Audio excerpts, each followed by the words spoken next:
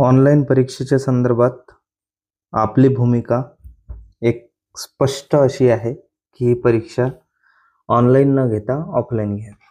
मात्र या संदर्भात काही संभाव्य धोके येऊ शकतात. सध्या जे आंदोलनाचं वातावरण आहे त्या संदर्भात काही माझ्या मनात ज्या गोष्टी आल्या, मी काही पॉईंट वाईज इथं डिस्कस केल्या आहे. ते तुम्ही बघावं आणि कमेंट बॉक्समध्ये मला सांगावं आणखी काही पॉसिबिलिटीज निघू शकतात का. सर्वात अगोदर पहिली पॉसिबिलिटी राहील cover up factor. Cover up factor म्हणजे काय? सरकार म्हणतील आमची सर्व यंत्रणा सज्ज आहे, आम्ही ऑलरेडी सर्व अरेंजमेंट केले आहे, आम्ही आमच्या निर्णयावर ठाम आहे की तुमच्या सर्व परीक्षा ह्या ऑनलाईन होईल. यासाठी रिझन्स ऑलरेडी त्यांनी दिले आहे. पुन्हा रिपीट करतो की ॲडमिनिस्ट्रेटिव्ह कन्व्हिनियन्स, प्रशासकीय जे कन्व्हिनियन्स असतात त्या बाबीसाठी. दुसरी गोष्ट पेपर लीक संभाव्य धोका टाळण्यासाठी आम्ही ही गोष्ट करत आहोत.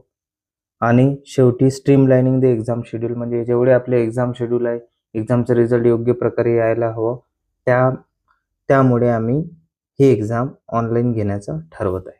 हा पहिली पॉसिबिलिटी ही. दुसरी पॉसिबिलिटी असू शकते चेक्स अँड बॅलन्सची. आता चेक्स अँड बॅलन्सचे हे मी डिस्कस केले माझ्या आधीच्या व्हिडिओमध्ये. आपल्या आंदोलनाची तीव्रता ही डिसाइडिंग फॅक्टर ठरेल की ऑनलाईन परीक्षा आज होणार आहे की पुढे टाळल्या जाणार आहे. पुढे म्हणजे काय? आज लागू होणारा निर्णय पुढील 2-3 वर्षात लागू होईल याची पूर्व सूचना देण्यासाठी सध्याचं जे नोटिफिकेशन किंवा जे स्ट्रक्चर आयोजित करण्यात आलं आहे आपल्यासाठी, किंवा जे आपल्यासमोर एखादी गोष्ट ठेवण्यात आली आहे, त्याची पार्श्वभूमी ही असू शकते.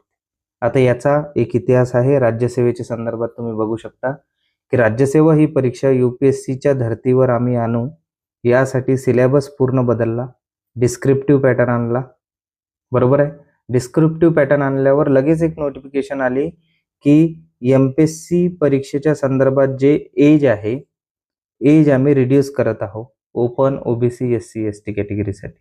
लगेच त्यावर तीव्र जेव्हा इंटेन्सिटी आपली वाढली, अपोज जेव्हा केला, तेव्हा त्यांनी म्हटलं ठीक आहे, तुम्हाला 1-1.5 वर्षाचा टाइम आम्ही देऊ, आणि लगेच डिस्क्रिप्टिव्ह पॅटर्न लागू केला. आता MPSCनं काय म्हटलं होतं? UPSCच्या धर्तीवर आम्ही ही एक्झाम घेऊ. ठीक आहे, घ्या. लगेच 1-2 एक्झाम झाल्या, ऑप्शनल त्यांनी काढून टाकला. म्हणून मी याला नाव दिलं चेक्स अँड बॅलन्स. या आंदोलनात असं होऊ शकते का, किंवा आपल्या मागण्या संदर्भात ही पॉसिबिलिटी आपल्याला नाकारता येणार नाही. दुसरी गोष्ट, द कमिटी. एक कमिटी एस्टॅब्लिश करण्यात आली, परदेशी समिती. परदेशी समितीला 3 महिन्याचा टाइम दिलाय त्यांनी की तुम्ही आम्हाला रिपोर्ट सबमिट करा. आता यावेळेस काय असते की एक सेफ्टी नेट क्रिएट केलं जाते. सेफ्टी नेट म्हणजे काय? सेफ्टी नेट म्हणजे सिम्पली की जो विद्यार्थ्यांचा आक्रोश आहे तो एका शिष्टमंडळाद्वारे, यामध्ये विद्यार्थी प्रतिनिधी असतील, शिक्षक असतील, यांचं शिष्टमंडळ गव्हर्नमेंटला भेटेल. गव्हर्नमेंट समोर ते आपल्या व्यथा मांडतील की ऑनलाईन परीक्षा का नसावं, हे ते गव्हर्नमेंट त्यांना डायरेक्ट करेल. 2 गोष्टी डायरेक्ट करू शकते की तुम्ही सध्या जी एक कमिटी आहे परदेशी समिती, त्यांच्यासमोर ही बाब मांडा, आपण त्यांच्या रिकमेंडेशनची वाट बघू. किंवा दुसरी गोष्ट, या मुद्द्यासाठी स्पेशल आपण सेपरेट कमिटी एस्टॅब्लिश करू, निर्णय 15 दिवसात येईल. आता हे 15 दिवसच काय, हे जस्ट सांगून राहिलो तुम्हाला. एक टाइमलाईन वाढू शकते, मात्र ह्या टाईपची पॉसिबिलिटीज होऊ शकते. मग सर्वांना माहीत असलेला एक निर्णय येईल. सर्वांना माहीत असलेला निर्णय म्हणजे काय? ह्या कमिटी आपल्याला सांगेल की सध्या सरकार जे निर्णय घेत आहे तो निर्णय काळानुरूप जरी असला तरी सध्या इम्प्लिमेंट करण्याच्या जागेवर तुम्ही पुन्हा 2 ते 3 वर्ष विद्यार्थ्यांना वेळ द्या, नंतर हा लागू करा. म्हणजे अल्टिमेटली हे तिसरा फॅक्टर होऊ शकते आपल्या याच्यात, द कमिटी इफेक्ट. त्यानंतर एक टेम्पररी मिडल ग्राउंड. आता टेम्पररी मिडल ग्राउंड कशासाठी म्हणत आहे?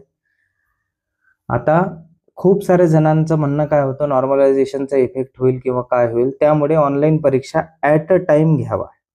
ॲट अ टाइम तुम्ही परीक्षा घ्या असं आयोगाला एक म्हणजे विनवणी केली होती असं समजा. आयोग म्हणतील ठीक आहे, आम्ही ॲट अ टाइम परीक्षा घेऊ, चला कामाला लागा, ऑनलाईन परीक्षा द्या. आणि एखाद्या शिफ्टमध्ये किंवा एखाद्या वर्षी ते तशी कंडक्ट करेलही. त्यानंतर हे कशासाठी सुरू आहे? हे फक्त वेळ मारून नेण्यासाठी. सध्या जो आक्रोश आहे, सध्या विद्यार्थी जे भडकलेले आहेत त्यांना शांत करण्यासाठी हा निर्णय सुद्धा होऊ शकतो. याला टेम्पररी मिडल ग्राउंड आपण म्हणू. हे अर्ध सत्य राहील आपल्यासाठी, कारण लगेच दुसऱ्या वर्षापासून एखादी कमिटी किंवा एखादा रिपोर्ट येईल किंवा एखादी गोष्ट अशी होऊन जाईल की हे वायबल नाही आहे, यासाठी आपलं इन्फ्रास्ट्रक्चर नाही आहे, त्यामुळे आम्ही शिफ्ट वाईज घेऊ. म्हणजेच हे आंदोलन किंवा हा जो आक्रोश आहे तो दाबण्यासाठी. हे झाली गोष्ट चौथी.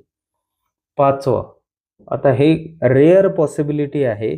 जनरली काय असते की अशा प्रकारचे जे ॲडमिनिस्ट्रेटिव्ह डिसिजन्स असतात, कोणत्या ना कोणत्या माध्यमातून कोर्ट यामध्ये मध्यस्थी करते किंवा कोर्टच्या समोर ही गोष्ट जाते. ओके, म्हणजेच कोर्ट समोर जर ती गोष्ट गेली, कोर्टचा जर फॅक्टर आला, तर कोर्टचा निर्णय काय राहील? एक बोर्ड आहे, एक आयोग आहे, ती परीक्षा कशी घेते हे काय ॲडमिनिस्ट्रेटिव्ह डिसिजन आहे. म्हणजेच ॲडमिनिस्ट्रेटिव्ह डिसिजन असल्यामुळे त्यांनी त्यांचं ठरवावं. आता त्यांनी त्यांचं ठरवावं म्हटल्यावर म्हणजेच तुम्हाला अल्टिमेटली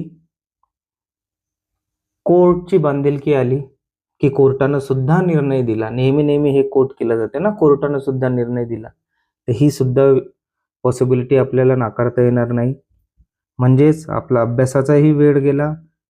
आजचा जो निर्णय आहे तो उद्यावरही जाऊ शकते किंवा आताही लागू होऊ शकते. तर सांगायचं एवढं आहे, ह्या 5 पॉसिबिलिटीज कव्हर अप करू शकतात.